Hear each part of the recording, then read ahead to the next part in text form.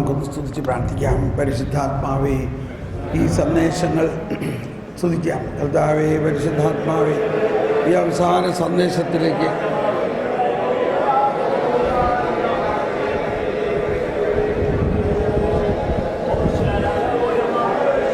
Hallelujah, hallelujah, hallelujah, hallelujah.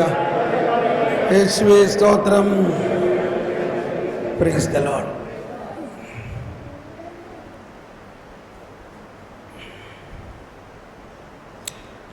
ദൈവനീതിയാണ് നമുക്ക് ഏറ്റവും മനസ്സിലാക്കാൻ ബുദ്ധിമുട്ടുള്ളത്. അതുകൊണ്ടാണ് സങ്കീർത്തനം 118 നമ്മൾ കേട്ടു, ഇത് കർത്താവിൻ്റെ പ്രവൃത്തിയാണിത് നമ്മുടെ ദൃഷ്ടിയിൽ വിസ്മയാവഹമായിരിക്കുന്നു. അതൊരു വിസ്മയാവഹമായ കാര്യമാണ്. അത് എളുപ്പം മനസ്സിലാവുന്നതല്ല. നീതിയുടെ കവാടങ്ങൾ എനിക്കായി തുറന്നു തരിക, ഞാൻ അവയിലൂടെ പ്രവേശിച്ച് കർത്താവിനു നന്ദി പറയട്ടെ.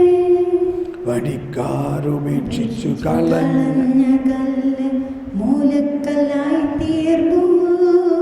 പടിക്കാർ ഉപേക്ഷിച്ച് കളഞ്ഞ ആ കല്ല് മൂലക്കല്ലായി തീർന്നു. പന്തക്കുസ്താ ദിവസത്തിൽ പത്രോസ് മറ്റ് 11 പേരോടൊപ്പം തുറന്നപ്പോൾ അത് തന്നെ കിട്ടുന്നു. കണ്ടോ, അത് തന്നെയാണ് കിട്ടിയിരിക്കുന്നത്. തുറന്നപ്പോൾ തന്നെ പത്രോസ് 11 പേരോടൊപ്പം എഴുന്നേറ്റ് നിന്ന് പ്രഘോഷിച്ചതിൽ നമ്മളതിൽ ചെറിയ 1-2 വചനങ്ങളെ സാധാരണ പ്രഘോഷിക്കാറുള്ളൂ. എന്നാൽ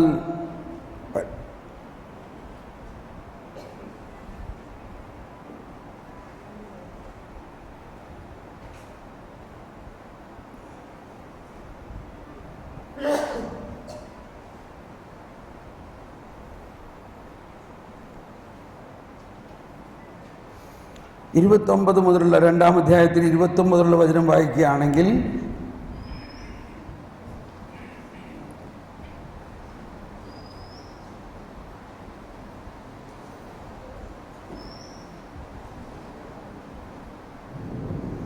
അത് മുഴുവനും പറയുന്നത് ഈ ഈശോയുടെ ഇവിടെ വരാനിരിക്കുന്ന പുതിയ നീതിയെക്കുറിച്ചാണ്. ഗോത്രപിതാവായ ദാവീദിനെക്കുറിച്ച് നിങ്ങളോട് ഞാൻ വ്യക്തമായി പറഞ്ഞുകൊള്ളട്ടെ. അവൻ മരിക്കുകയും സംസ്കരിക്കപ്പെടുകയും ചെയ്തു. അവൻ്റെ ശവകുടീരം ഇന്നും നമ്മുടെ ഇടയിലുണ്ടല്ലോ. അവൻ പ്രവാചകനായിരുന്നു. തൻ്റെ അനന്തരഗാമികളിൽ ഒരാളെ തൻ്റെ സിംഹാസനത്തിൽ ഉപവിഷ്ടനാക്കുമെന്ന് ദൈവം അവനോട് ചെയ്ത ശപഥം അവൻ അറിയിക്കുകയും ചെയ്തിരുന്നു. അതുകൊണ്ടാണ് അവൻ പാതാളത്തിൽ ഉപേക്ഷിക്കപ്പെട്ടില്ല, അവൻ്റെ ശരീരം ജീർണിക്കാൻ ഇടയായതുമില്ല എന്ന് ക്രിസ്തുവിൻ്റെ പുനരുത്ഥാനത്തെ മുൻകൂട്ടി ദർശിച്ചുകൊണ്ട് അവൻ പറഞ്ഞത്. ആ യേശുവിനെ ദൈവം ഉയർപ്പിച്ച് ഞങ്ങളെല്ലാവരും അതിന് സാക്ഷികളാണ്.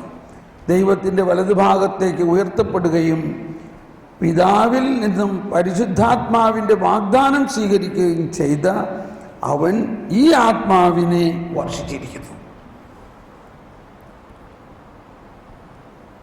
അതാണ് നിങ്ങളിപ്പോൾ കാണുകയും കേൾക്കുകയും ചെയ്യുന്നത്.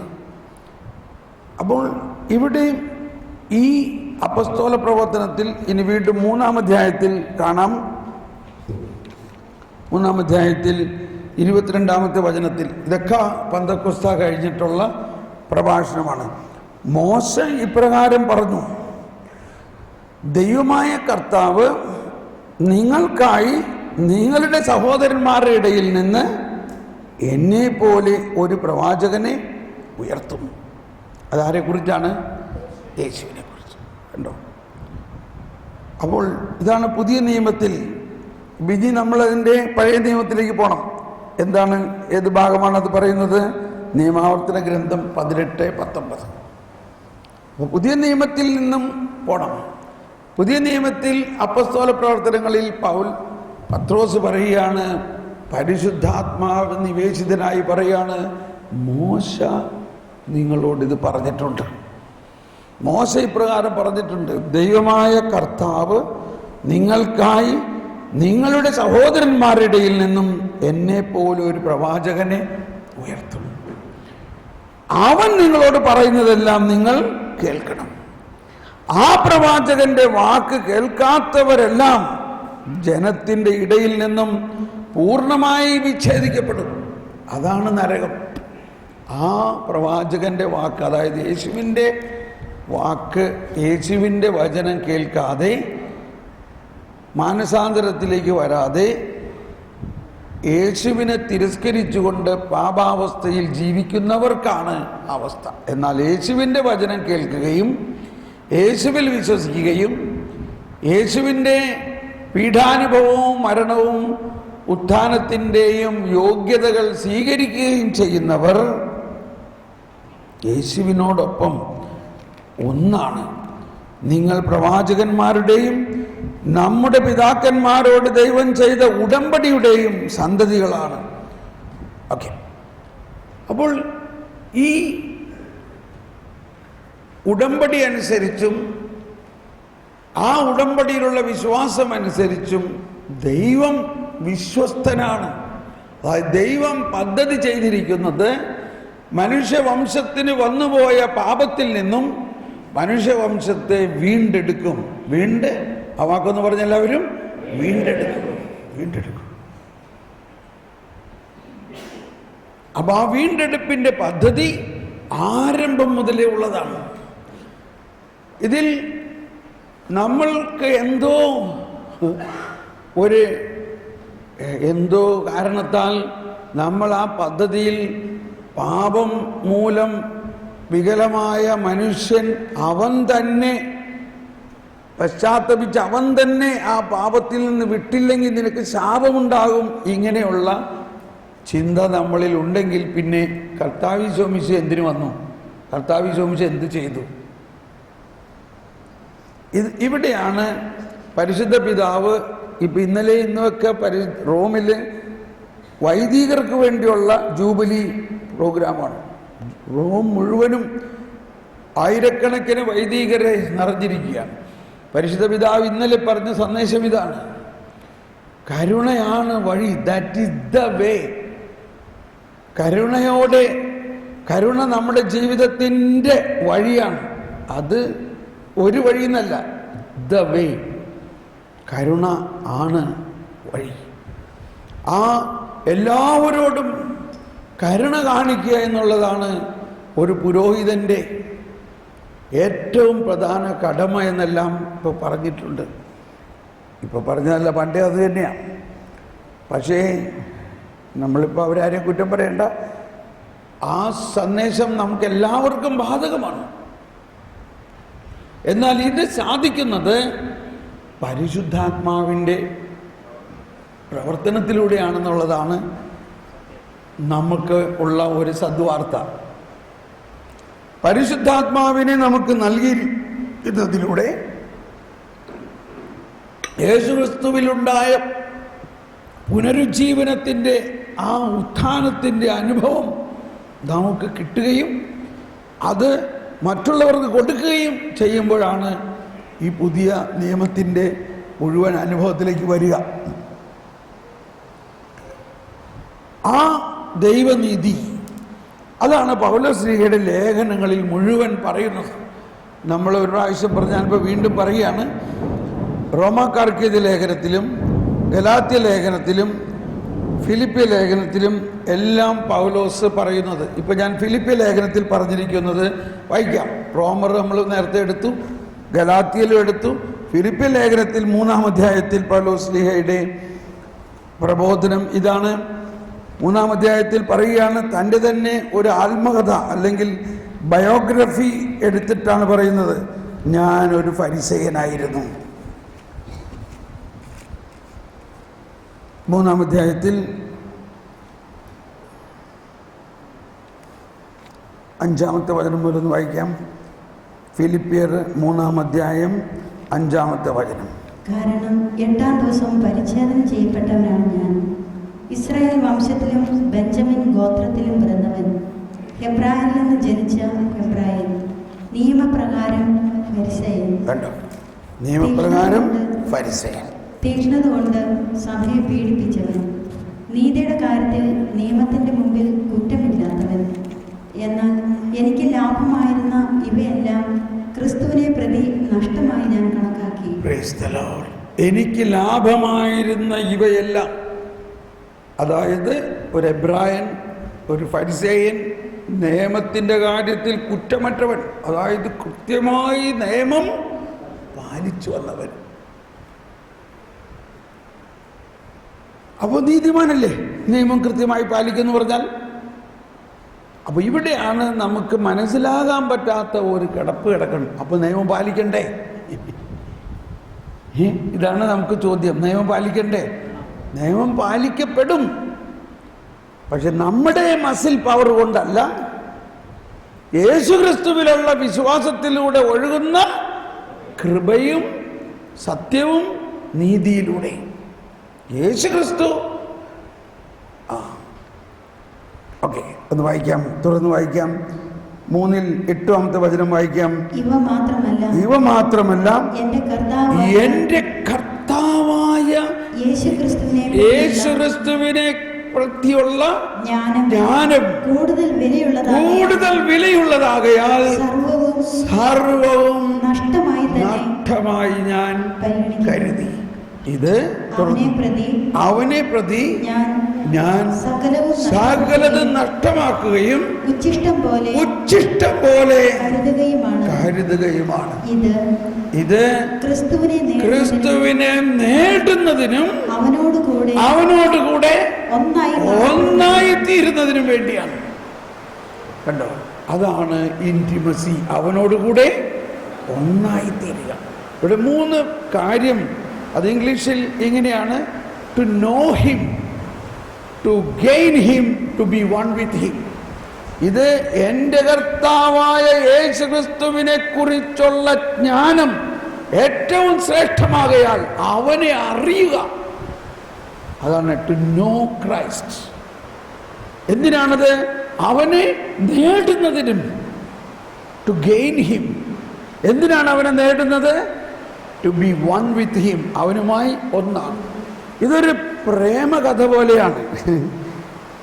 ഒരു പ്രേമകഥയിൽ, ഒരു റൊമാൻറ്റിക് സ്റ്റോറിയിൽ ഒരു കാമുകൻ കാമുകിയെ, അല്ലെങ്കിൽ മണവാളൻ മണവാട്ടിയെ, അല്ലെങ്കിൽ മണവാട്ടി മണവാളനെ സ്നേഹിക്കുന്നു. ആ സ്നേഹത്തിൻ്റെ ആദ്യം എന്താണ്? അവനെ അറിയണം, അവനെക്കുറിച്ചുള്ള കൂടുതൽ വിവരങ്ങൾ അറിയാൻ. അങ്ങനെയാണ് പ്രേമക്കത്തുകളൊക്കെ എഴുതുന്നത്. എന്തിനാണ്? കാമുകി അവളെക്കുറിച്ചുള്ള കാര്യങ്ങൾ എഴുതണു, അവനെക്കുറിച്ചുള്ള കാര്യം അറിയാൻ ഭയങ്കര ആകാംക്ഷയാണ്. ആ കത്ത് കിട്ടുന്നത് വരെ നോക്കി നിൽക്കുന്നു, ഉറക്കമില്ലാത്ത രാത്രികൾ. ഇതാണ് ഉത്തമഗീതത്തിലെ തീം. എങ്ങനെയാണ് ഇപ്പൊ ആ വാക്ക് പറയണതിന് കുഴപ്പമൊന്നുമില്ലല്ലോ, കാമുകൻ കാമുകി എന്നൊക്കെ പറയണേന് അതിന് ആശയം മനസ്സിലായാൽ മതി. അപ്പൊ ഈ കാമുകൻ അവർക്ക് പരസ്പരം അറിയാനുള്ള ആഗ്രഹമാണ്. എന്തിനാ അറിയുന്നത്? അവനെ നേടുന്നതിന്. എന്തിനാണ് അവനെ നേടുന്നത്? അവനുമായി ഒന്നാകുന്നതിന്. എന്തിനാണ് അവനെ നേടുന്നത്? അവനുമായി ഒന്നാകുന്നത്. അതാണ് കല്യാണം. Price the Lord. അപ്പോ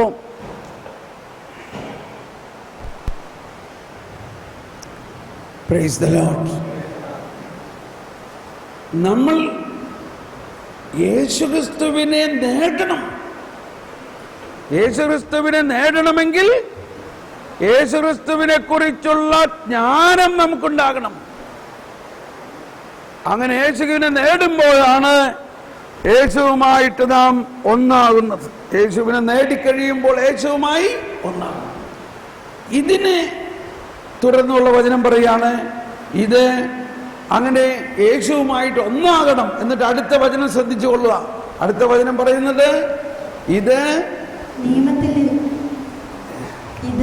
ഇത് ക്രിസ്തുവിനെ നേടുന്നതിനും അവനോടുകൂടെ ഒന്നായി കാണപ്പെടുന്നതിനും വേണ്ടിയാണ്. കണ്ടിന്യൂ, തുടർന്ന് വായിക്കാം. എനിക്ക് നിയമത്തിലൂടെ ലഭിക്കുന്ന നീതിയല്ല ഉള്ളത്, പിന്നെയോ ക്രിസ്തുവിലുള്ള വിശ്വാസം വഴി ലഭിക്കുന്ന നീതിയാണ്. അതായത് വിശ്വാസത്തെ ആസ്പദമാക്കി ദൈവത്തിൽ നിന്നുള്ള നീതി. അവനെയും അവന്റെ പുനരുത്ഥാനത്തിന്റെ ശക്തിയെയും ഞാൻ അറിയുന്നതിനും അവന്റെ പുനരുത്ഥാനത്തിന്റെ ശക്തിയെയും ഞാൻ അറിയുന്നതിനും അവന്റെ സഹനത്തിൽ പങ്കുചേരുന്നതിനും അവന്റെ മരണത്തോട് താതാത്മ്യപ്പെടുന്നതിനും വേണ്ടിയാണ്. ഇത് മുഴുവനും മനസ്സിലാകണമെന്നില്ല, പക്ഷെ അറ്റ്ലീസ്റ്റ് ഒന്ന് ചിന്തിച്ച് തുടങ്ങുക. ഇതാണ് ക്രിസ്തീയ ജീവിതം. അപ്പോൾ ക്രിസ്തീയ ജീവിതം എന്ന് പറയുമ്പോൾ ക്രിസ്തുവാണ് അതിലെ കേന്ദ്ര വ്യക്തി. നമ്മുടെ ജീവിതത്തിലെ കേന്ദ്ര വ്യക്തി ആരാണ്? ക്രിസ്തു. അതുകൊണ്ടാണ് നമ്മൾ കുടുംബ പ്രതിഷ്ഠ. എന്താ കുടുംബ പ്രതിഷ്ഠ? ക്രിസ്തുവിനെ നമ്മുടെ കുടുംബത്തിലെ രാജാവും നേതാവും രക്ഷകനുമായി നമ്മൾ പ്രതിഷ്ഠിക്കുന്നു. അതാണ് നമ്മുടെ ധ്യാനത്തിൽ യേശു രക്ഷകൻ, യേശുവിനെ നമ്മുടെ ജീവിതത്തിന്റെ രക്ഷകനും നാഥനുമായി സ്വീകരിക്കുന്നു എന്നതിൻ്റെ അർത്ഥം.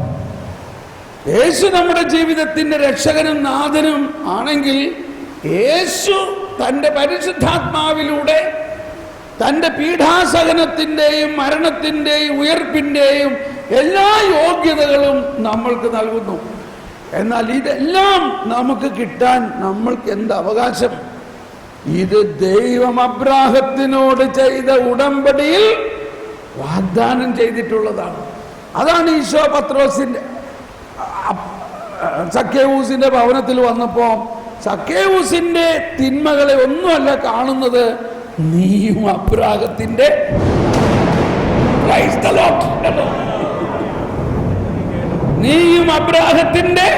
മകനാണ്. ഇങ്ങനെയൊക്കെയാണ് അന്ന് ദൈവസ്വരം കേട്ടിരുതെന്ന് പറഞ്ഞു. അതന്നെ പത്രോസ് പോലെ ഇടിവെട്ട് മാതിരിയാണ് ആ ഒച്ച വന്നത്. കർത്താവ് ആകാശത്തിൽ ഇടിമുഴക്കി. ഇപ്പൊ സബ്ജക്റ്റ് മാറാൻ പറ്റില്ല, നമുക്ക് ഇനി 10-15 മിനിറ്റേ ഉള്ളൂ. അതിൽ ഇതിൻ്റെ ഏറ്റവും പ്രധാന ഭാഗത്തേക്ക് നമ്മൾ പ്രവേശിക്കുകയാണ്. അപ്പോൾ ക്രിസ്തു കേന്ദ്രീകൃതമായിരിക്കണം നമ്മുടെ ജീവിതം. അതാണ് ക്രിസ്ത്യാനി.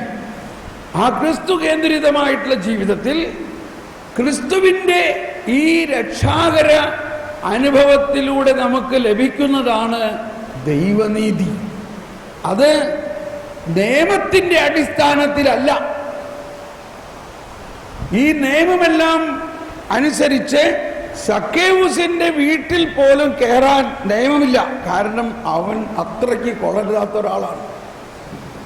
അങ്ങനെ ഇരിക്കെ കർത്താവ് യേശു മിശിഹ ആ യഹൂദനായിരിക്കെ ആ നിയമത്തെ എല്ലാം ലംഘിച്ചുകൊണ്ട് വീട്ടിൽ കയറുകയാണ്. അതുകൊണ്ടാണ് മറ്റുള്ളവർ പറയുന്നത്, എന്താണ് ചെയ്യണേ, ഇവൻ പാപിയുടെ വീട്ടിൽ അതിഥിയായി പോകുന്നു. ഇത് തന്നെയാണ് ഇന്ന് നമ്മളിൽ ഉണ്ടാകേണ്ട പുതിയ കരുണയുടെ സന്ദേശം. അവിടെ അവൻ ചെയ്ത തെറ്റുകൾ ഒന്നുമല്ല ഈശോ നോക്കുന്നത്. ഈശോ നോക്കുന്നത് അവനും അബ്രാഹത്തിൻ്റെ മകനാണ്, എൻ്റെ സഹോദരനാണ്. അതുകൊണ്ട് ഞാൻ അവൻ്റെ വീട്ടിൽ ചെല്ലാനും അവനെ അനുഗ്രഹിക്കാനും അബ്രാഹത്തിനോട് കൊടുത്ത ഉടമ്പടി അനുസരിച്ചുള്ള ദൈവനീതി അവൻ അവകാശമായിട്ട് കൊടുക്കാൻ അവൻ ബാധ്യസ്ഥനാണ്. Praise the Lord. ഇനി നമുക്ക് ഈ അബ്രാഹത്തിൻ്റെ വിശ്വാസം അബ്രാഹത്തിന് ദാനമായി കണ്ടെത്തിയ വിശ്വാസത്തിൻ്റെ ഒരുപാട് കാര്യം നമ്മൾ കേട്ടല്ലോ. അതിലൊരു പ്രധാന കാര്യം ഞാൻ പറഞ്ഞില്ല, മനഃപൂർവ്വം പറഞ്ഞില്ല. അത് പറയട്ടെ. അത് പറഞ്ഞാൽ എന്നെ ഇവിടെ നിന്ന് അടിച്ച് ഓടിക്കരുത്. അത് കേട്ടാൽ നിങ്ങൾ സ്വീകരിക്കുമോ? അബ്രാഹാം അങ്ങനെയൊക്കെ പറയും. അത് ആ കാലത്താണ്. ഇവിടെ നമ്മൾ ഈ കാലത്ത് നമ്മളുടെ നാട്ടു നടപ്പനുസരിച്ച് ജീവിക്കാമെന്ന് പറഞ്ഞ് ആ വചനത്തെ തള്ളിക്കളയുമോ? മുൻകൂർ ജാമ്യം മേടിച്ചേക്കാണ്. ഇത് പൗലോസ്ലീഹയുടെ ലേഖനങ്ങളിൽ ഏറ്റവും മനസ്സിലാക്കാൻ ബുദ്ധിമുട്ടുള്ള ഒരു കാര്യമാണ്. ഞാൻ പറഞ്ഞു, ധ്യാനത്തിൻ്റെ അവസാനത്തെ ദിവസം ഞാൻ പറയാം. ഒന്ന് പ്രാർത്ഥിച്ചേ, പരിശുദ്ധാത്മാവേ, ഇത് ഞങ്ങളുടെ ബുദ്ധിക്ക് അതീതമാണ്, ഇത് ഞങ്ങൾക്ക് വെളിപ്പെടുത്തി തരണമേ. ഇതിൻ്റെ ആന്തരിക അർത്ഥം ഞങ്ങൾക്ക് അങ്ങയുടെ ജ്ഞാനത്തിലൂടെ വെളിപ്പെടുത്തി തരണമേ. അങ്ങയുടെ കരുണയുടെയും അങ്ങയുടെ നീതിയെക്കുറിച്ചുമുള്ള ഈ രഹസ്യം ഞങ്ങൾക്ക് വെളിപ്പെടുത്തി തരണമേ. വായിക്കാം. റോമാക്കാർക്ക് എഴുതിയ ലേഖനത്തിൽ 4-ാം അധ്യായത്തിലാണിത്. ഇത് നമ്മളെ ഞെട്ടിപ്പിച്ച് കളയാനുള്ള എല്ലാ സാധ്യതകളും ഉണ്ട്. പക്ഷേ ചിലർക്ക് മനസ്സിലാകാനും സാധ്യതയുണ്ട്. ഇന്ന് മനസ്സിലായില്ലെങ്കിൽ അടുത്ത ധ്യാനത്തിൽ വന്നാലും മതി. 4-ാം അധ്യായത്തിൽ 4-ാമത്തെ വചനം പറയുകയാണ്, ജോലി ചെയ്യുന്നവന്റെ കൂലി കണക്കാക്കപ്പെടുന്നത് ദാനമായിട്ടല്ല, അവകാശമായിട്ടാണ്. അതാണ് തുടങ്ങുന്നത്. ഇങ്ങനെയാണ്, ജോലി ചെയ്യുന്നവന് കൂലി കിട്ടുന്നത് ദാനമാണോ? അല്ല, അതവന്റെ അവകാശമാണ്. തുടർന്ന് പ്രവൃത്തികൾ കൂടാതെ തന്നെ പാപിയെ നീതീകരിക്കുന്നവനിലുള്ള വിശ്വസിക്കുന്നവന്റെ വിശ്വാസം. ഒന്നുകൂടി എല്ലാവരും ഏറ്റു പറഞ്ഞുകൊണ്ട്, പ്രവൃത്തികൾ കൂടാതെ തന്നെ പാപിയെ നീതീകരിക്കുന്നവനിൽ വിശ്വസിക്കുന്നവന്റെ വിശ്വാസം നീതിയായി പരിഗണിക്കപ്പെടുന്നു. Praise the Lord. പ്രവൃത്തികൾ നോക്കാതെ തന്നെ നീതിമാനാണെന്ന് ദൈവം പരിഗണിക്കുന്നവന്റെ ഭാഗ്യം ദാവീദ് വർണ്ണിക്കുന്നുണ്ട്. അപ്പൊ ജോലി ചെയ്യുന്നവന് കൂലി കിട്ടുന്നത് ദാനമല്ല, അത് അവന്റെ അവകാശമാണ്. എന്നാൽ അബ്രാഹത്തിന് നീതി കിട്ടിയത് ദാനമായിട്ടാണ്. അബ്രാഹം എന്തെങ്കിലും ദൈവത്തിന് വേണ്ടി നല്ല പ്രവൃത്തി ചെയ്തത് കൊണ്ടാണോ? അല്ല. ഒന്നുകൂടി വായിക്കാം. അവിടെ പറയുകയാണ്, പ്രവൃത്തി കൂടാതെ തന്നെ പാപിയെ നീതീകരിക്കുന്നവനിൽ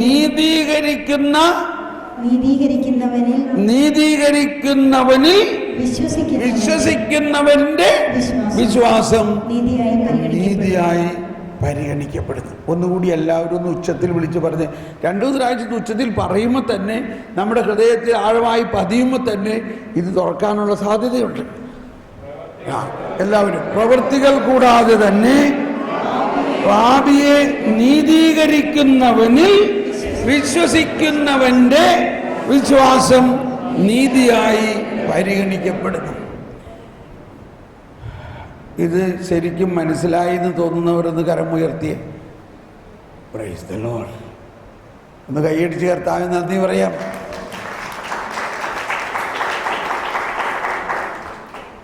എന്താ ചോദ്യം വല്ലതുണ്ടോ? ഒരു ചോദ്യമില്ല. എന്താ ചിന്തിക്കട്ടെ?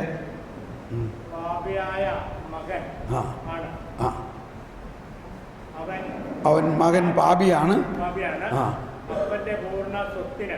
അപ്പന്റെ പൂർണ്ണ സ്വത്തിന് പാപിയാണെങ്കിലും അവൻ അർഹനാണല്ലോ. പാപിയാണെന്ന് ചോദിച്ചുകൊണ്ട് അപ്പന്റെ സ്വത്തുമായിട്ട് വല്ല ബന്ധമുണ്ടോ? അതിനപ്പുറം ചിന്തിക്കണം. അവൻ പാപിയാണെങ്കിലും സ്വത്ത് അവന്.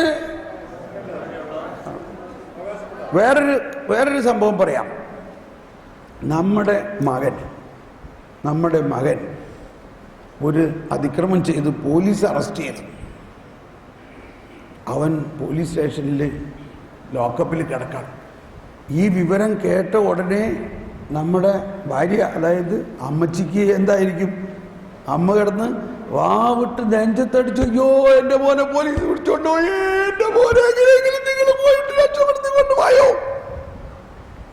അങ്ങനെ അപ്പൻ അന്വേഷിച്ചപ്പോൾ അപ്പം പറയാണ്, അവൻ ഭയങ്കര വലിയ തെറ്റാ ചെയ്തേ, അവന് വലിയ ശിക്ഷയ്ക്ക് അർഹനാണ്. അതൊന്നും പറഞ്ഞാൽ പറ്റില്ല.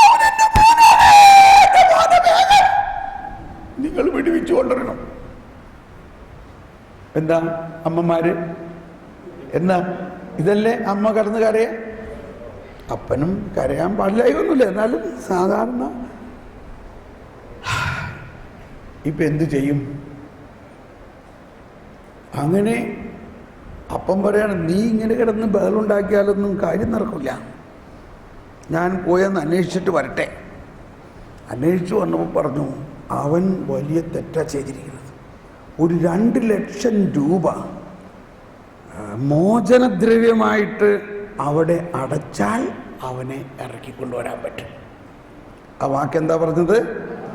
മോചനദ്രവ്യം.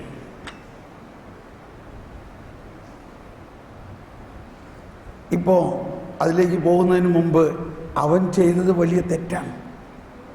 അവന് ശിക്ഷ കിട്ടാൻ അർഹത എന്ന് പറയുന്നത് അർഹനാണ്. ഇപ്പം ഇവിടെ നിങ്ങളുടെ അഭിപ്രായം എന്താ? എന്ത് വേണം അവനെ വെറുതെ വിടണോ അവനെ ശിക്ഷിക്കണോ? അവൻ തെറ്റ് ചെയ്തു, നിയമപ്രകാരം വലിയ തെറ്റ് അവൻ ചെയ്തത്. ഇപ്പം എന്ത് ചെയ്യണം അവനെ? അവൻ തെറ്റാണ് ചെയ്തത്. അവനൊന്ന് ശിക്ഷിച്ചാലേ അവൻ പഠിക്കുള്ളൂ. അവനോട് പല പ്രാവശ്യം പറഞ്ഞിട്ടാണ് ഇങ്ങനെ ചെയ്യരുതെന്ന്, എന്നിട്ടും അവൻ ചെയ്തു, അതുകൊണ്ട് അവനെ ശിക്ഷിക്കണം എന്നുള്ള അഭിപ്രായമുള്ളവരൊന്ന് കൈപൊക്കിയേ. Praise the lord. ആരും കൈവക്കലില്ല. എന്താ ഈ പറയണത്? അവൻ വലിയ തെറ്റാ ചെയ്തേ, അവനെ ശിക്ഷിക്കണ്ടേ?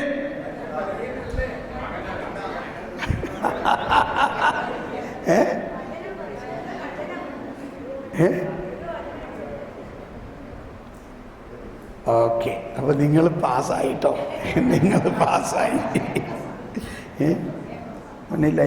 ലൈറ്റിട്ട് നോക്കി. ഞാൻ പറഞ്ഞുപോയി, ആദ്യം ഉത്തരം പറഞ്ഞുപോയി. അത് കഴിഞ്ഞ് പ്രകാശം വന്നു. അത് കഴിഞ്ഞ് അപ്പൻ പറയുകയാണിങ്ങനെ 2 ലക്ഷം രൂപ മോചനദ്രവ്യം കൊടുക്കുകയാണെങ്കിൽ അവനെ ഇറക്കിക്കൊണ്ടുവരാം. എൻ്റെ അടുത്ത് പൈസ ഒന്നുമില്ല. അപ്പം അമ്മ പറഞ്ഞു, എൻ്റെ താലിമാലയും മേക്കാമോതിരവും ഇതെല്ലാം നിങ്ങൾ വിറ്റ് എങ്ങനെയെങ്കിലും എൻ്റെ മോനെ ഇറക്കിക്കൊണ്ടുപോയോ. അങ്ങനെ അപ്പൻ ഈ താലിമാലയെല്ലാം കൊണ്ടുപോയി വിറ്റ് മോചനദ്രവ്യം കൊണ്ടുപോയി അടച്ച് മകനെ പുറത്തിറക്കിക്കൊണ്ടുവന്നു. Price the Lord. ഇതല്ലേ കർത്താവ് ഈശോ മിശിഹ ചെയ്തത്? ഇതല്ലേ ചെയ്തത്? ഈശോ കുരിശിൽ തറയ്ക്കപ്പെട്ട ദിവസം നടന്ന വേറൊരു സംഭവത്തെ ഞാൻ നാടകീയമായി അവതരിപ്പിക്കാം.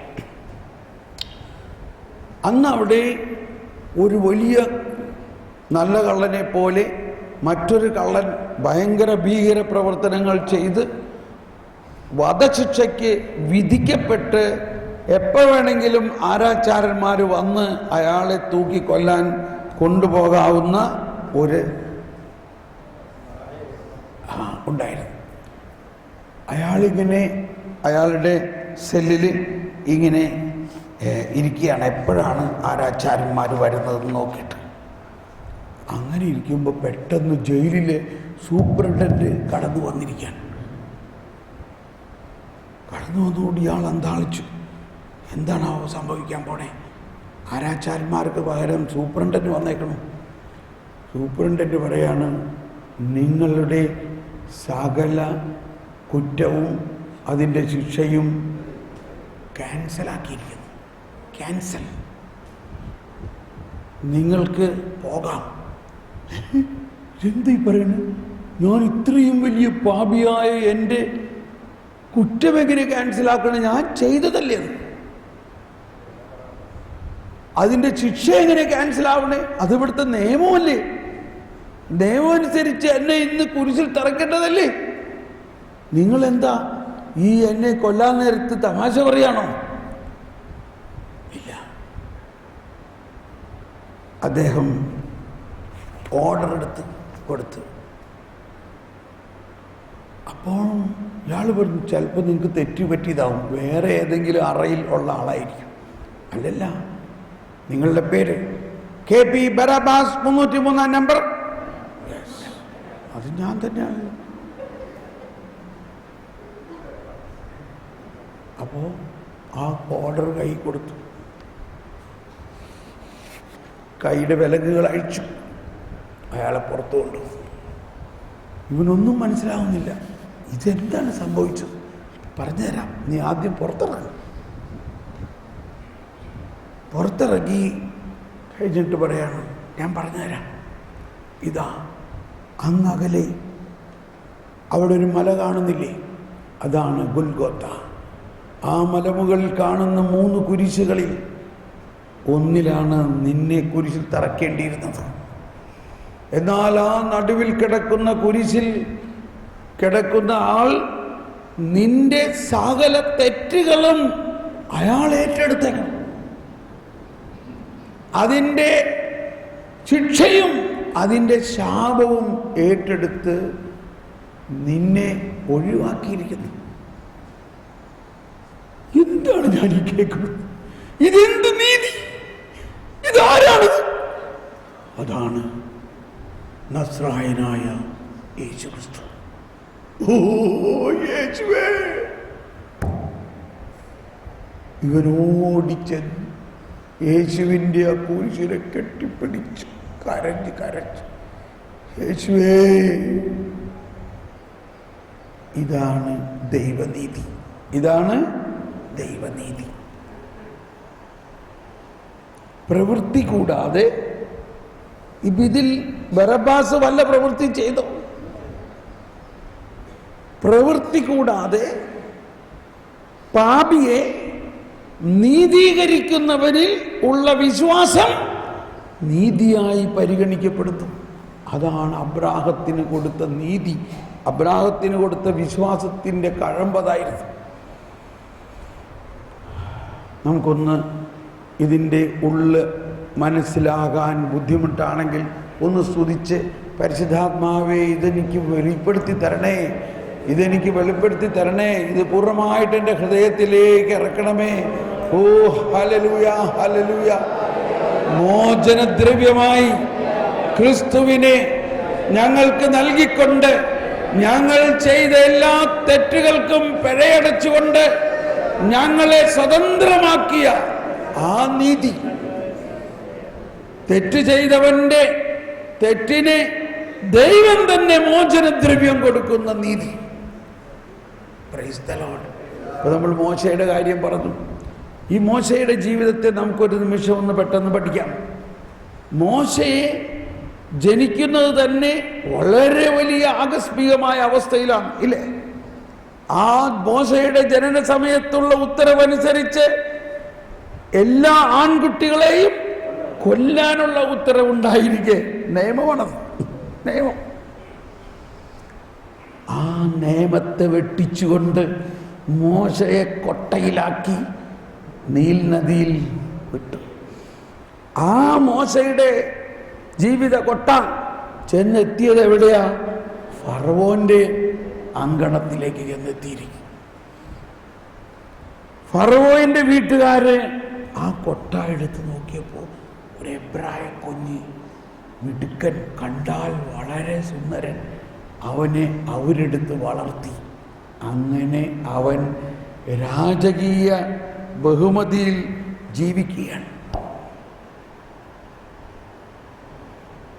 അങ്ങനെ ഇരിക്കെ അവന് മനസ്സിലായി, ഞാൻ ഫറവോന്റെ മകൻ അല്ല, ഞാൻ ഒരു എബ്രായനാണെന്നും. അത് മനസ്സിലാക്കിയോടെ അവൻ്റെ ഹൃദയം ഫറവോയുടെ അരമനയിലെ നൈമിഷികമായ സുഖത്തിന് വേണ്ടി അല്ലാതെ തൻ്റെ ജനത്തിൻ്റെ കഷ്ടതകളിൽ പങ്കുചേരാൻ തീരുമാനിച്ചു. കണ്ടോ, ഈ വചനമൊക്കെ ഓർക്കുന്നുണ്ടല്ലോ. ഫറവോ ഇപ്പോൾ വാസ്തവത്തിൽ രക്ഷാകര പദ്ധതിയുടെ ഒരു നിർണായക സംഭവം മോശയിൽ നടക്കുകയാണ്. മോശയിൽ ഒരു ഹൃദയ പരിവർത്തനം. അങ്ങനെ ഇരിക്കെ ഒരു ദിവസം ഒരു ഈജിപ്തുകാരനും ഇസ്രായേൽക്കാരനും തമ്മിൽ വഴക്കടിക്കണ കണ്ട് തൻ്റെ ജനമായ ഇസ്രായേൽക്കാരനെ രക്ഷിക്കാൻ വേണ്ടി ഈജിപ്തുകാരനെ 2 അടി കൊടുത്തപ്പോൾ അവൻ ചത്തു. അവനെ കൊന്നു. എന്തിനു വേണ്ടി കൊന്നു? തൻ്റെ ജനത്തെ രക്ഷിക്കുന്നതിന് വേണ്ടി അവനെ കൊന്നു കുഴിച്ചിട്ടു. പക്ഷെ ഇതാരൊക്കെ കണ്ടു. പിറ്റേ ദിവസം 2 ഇസ്രായേൽക്കാർ തമ്മിൽ തല്ലുപിടിക്കണ കണ്ടപ്പോൾ അവരെ സമാധാനപ്പെടുത്താൻ വേണ്ടി മോശ ചെന്നപ്പോൾ പറയാണ്, നിന്നെ ആരാ ഞങ്ങളുടെ മേല് മേധാവിത്വം തന്നത്? നീ ഇന്നലെ ഒരുത്തനെ കൊന്ന മാതിരി ഞങ്ങളെയോടും പെരുമാറാൻ വേണ്ടിയാണോ? അവര് മോശയെ തള്ളി. ആര് തള്ളി? തൻ്റെ ജനം. മോശ ഈ രാജകീയതയെല്ലാം വിട്ടിട്ട് തൻ്റെ ജനത്തിൻ്റെ കൂടി സഹതപിക്കാനും അവരെ രക്ഷിക്കാനും വേണ്ടി വന്ന മോശയെ അവർ തിരസ്കരിച്ചു. ഇതോടൊപ്പം വിവരം എല്ലായിടത്തും അറിഞ്ഞു. വിവരം ഫറവോ അറിഞ്ഞു. ഫറവോ അറിഞ്ഞപ്പോൾ ഫറവോയ്ക്ക് ദേഷ്യമായി. മോശ ഈജിപ്തുകാരനെ കൊന്നു എന്നറിഞ്ഞപ്പോൾ ഫറവോ മോശയെ കൊല്ലാൻ തീരുമാനിക്കുകയാണ്. നോക്കൂ, ഫറവോയുടെ സ്വന്തം മകനാണ് ഇത് ചെയ്തതെങ്കിൽ കൊല്ലുമോ? ഇല്ല. എന്തുകൊണ്ടാണ് മോശയെ കൊല്ലാൻ തീരുമാനിച്ചത്? ഫറവോനറിയാം ഇത് തൻ്റെ മകനല്ല. ഇനിയാണ് ഇത് അറിഞ്ഞ ഉടനെ മോശ അവിടെ നിന്ന് ഓടി ഒളിക്കുകയാണ്. മോശ അവിടെ ഓടിപ്പോവുകയാണ്. ഒരാളൊരു കൊലപാതകി തന്നെ ആരോ അന്വേഷിച്ച് വരുന്നുണ്ടെന്ന് അറിഞ്ഞ് ഓടുകയാണെങ്കിൽ ഏത് വഴിക്ക് ഓടും? മെയിൻ റോഡിലൂടെ ഓടുമോ അതോ ഉള്ളുവഴിയിലൂടെ ഓടുമോ? മോശയുടെ ഓട്ടം ഈ ഈജിപ്തിൽ നിന്നും ഇസ്രായേലിലേക്കുള്ള ഓട്ടം നേർവഴിയിലൂടെ അല്ലായിരുന്നു, ഒരു ഉള്ളുവഴിയിലൂടെ മരുഭൂമിയിൽ പോയി അങ്ങ് രക്ഷപ്പെടാൻ.